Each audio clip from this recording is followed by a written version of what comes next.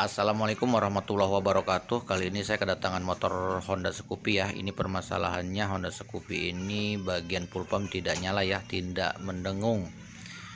Setelah dicek ini ada kode mil 3 kedipan ya. Oke, saya akan cek dulu. Perhatikan di bagian sini ya. 1 2 3. Oke, sekali lagi.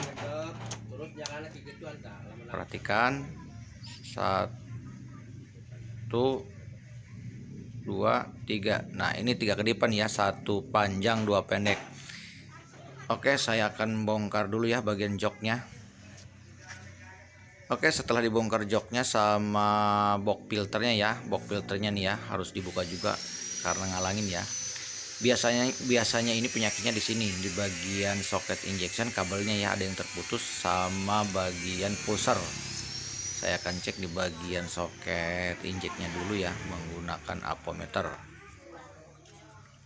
Apakah di bagian 12 volt standby, apakah di bagian masanya ya. Oke, saya akan cek di bagian 12 volt standby nya dulu ya, menggunakan ampermeter otomatis ya. Nah, ini menggunakan jarum satu juga bisa padahal ya, satu-satu ya,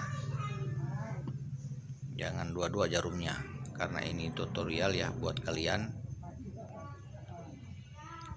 Nah, cek bagian ini mode auto ya, tes bagian 12 voltnya, kontak di on kan,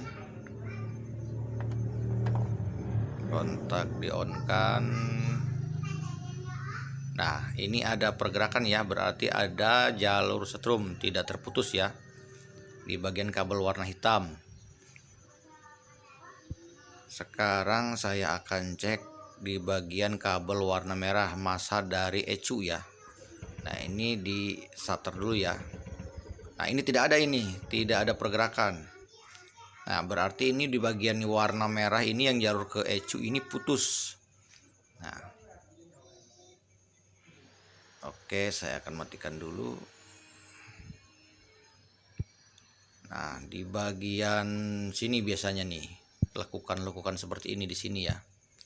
Ini biasanya penyakitnya di sini nih. Kalau memang sudah ketemu jalurnya, kita tinggal cari aja ya. Warna merah. Nah, sudah saya bongkar ya, ini bagian casing kabelnya. Kita cari warna merah dari sini sampai ke sini. Nah, ini warna merah nih, dari sini ke ujung sini. Nah, ini aja tarik nih yang bagian ini nih. Nah, ini terputus. Sudah jelas penyakitnya ini ya, kabel warna merah yang jalur ke ECU ya, atau yang dari ECU ke soket injek ya. Karena ini aktifnya ini setelah di starter atau diselah ya, setelah nyala ya. Setelah di starter atau diselah diengkol baru ada masa dari ECU. Nah, ini jalurnya terputus, kita congkel bagian sini ya.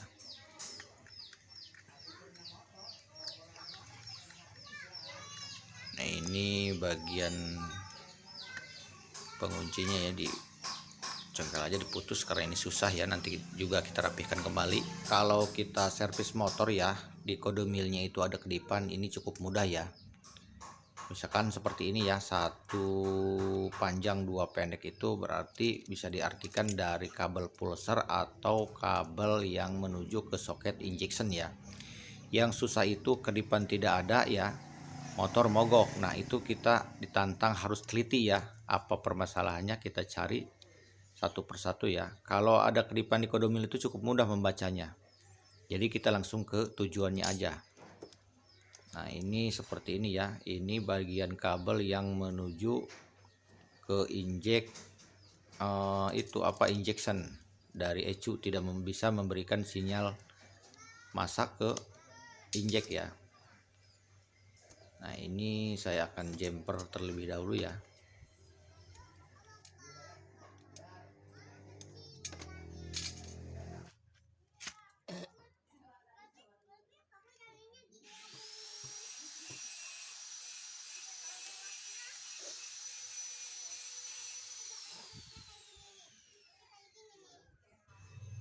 Oke, saya akan cek dulu ya bagian kabelnya yang ke soket injek warna merah, apakah benar ini jalurnya yang terputus ya, apakah sudah tersambung. Nyalakan dulu ampermeternya seperti ini, kontak di on kan, lalu di starter ya. Nah ini sudah tersambung ya. Nah ini jalurnya sudah tersambung, lanjut dipasangkan. Kita tes ya apakah kode milnya masih nyala atau hilang ya. Kontak di on kan, perhatikan bagian kode milnya. Nah ini sudah hilang ya, sudah tidak ada kedipan kembali. Nah sudah tidak ada kedipan, dicek lagi. Nah kode kedipannya hilang ya, berarti ini normal, berarti benar itu jalur yang menuju ke soket injek ya. Beri tes, nyalakan. Nah sudah nyala ya.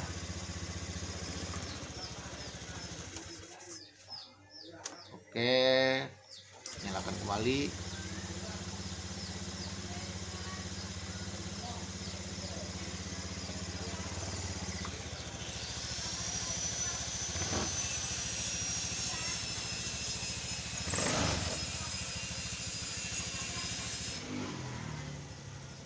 Sekalian kita cek bagian tekanan injeknya, tekanan full pump ya. Tekanan full pumpnya dicek seperti ini ya, menggunakan manometer. Masukkan bagian ujungnya. Nah kemudian kontak di on kan. Nah ini angkanya ini 39 ya, ini cukup normal ya, cukup normal 39. Perhatikan bagian sini ya. Oke, saya akan nyalakan. Nah ini normal ya. Kalau di bagian jarum ini di angka di bawah 37 atau 38, ini motor ngeberbed, nyala tapi ngeberbed ya. Nah ini ketika digas motornya pergerakannya itu naik ya, berarti ini normal tuh, seperti ini ya. Perhatikan ketika digas jarumnya itu naik tidak turun ya, berarti ini normal. Oke, semuanya sudah beres ya, tinggal dipasangkan filter, jok, sama kabel, casing kabel nanti dipasangkan ya. Casing kabelnya pasang kembali, rapihkan. Nah kabelnya dipotong, jadi jumper itu secukupnya aja ya, paling 5 cm ya, 3 cm 5 cm lah,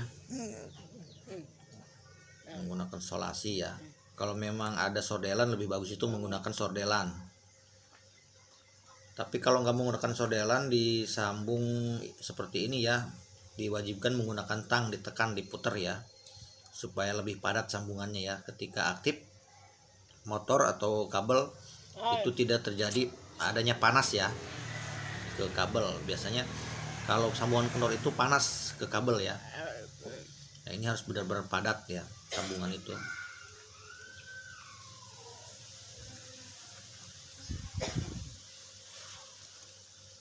Ya potong paling 5 cm lah, 3 cm juga bisa, yang penting tersambung. Cara nyambungnya itu harus benar ya.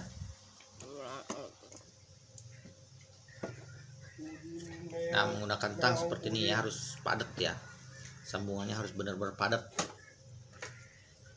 jadi tidak menimbulkan panas ketika aktif ya.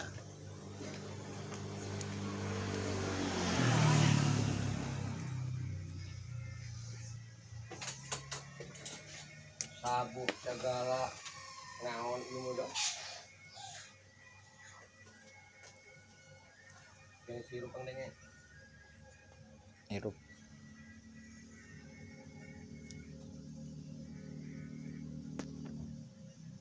Oke, tinggal pasang casing kabelnya ya, dirapihkan kembali. Ini casing, terus filter, casing ini filter ya, terus jok. Tinggal dibungkus, rapikan. pasang box filter, pasang jok. Oke, sekian video singkat dari saya, semoga bermanfaat. Assalamualaikum warahmatullahi wabarakatuh.